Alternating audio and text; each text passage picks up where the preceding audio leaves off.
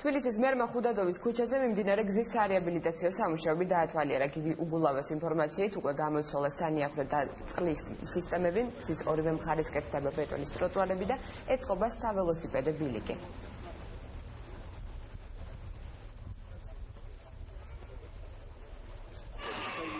გზების კეთება ამ ზაფხულს, ისევე როგორც წინა წლებში ერთ-ერთი აქტიური მიმართულება იყო თბილისისთვის და პრაქტიკულად ყველა ცენტრალური გზა დასრულებულია. ეს ხუდადოვის თბილისის ზღვისკენ მიმავალი გზაც დასრულდება. მინდა ვთქვა მთავრობას გულისხმობით მოეკიდოს ამ პროექტს, დავსხდეთ ერთად და დავწონოთ.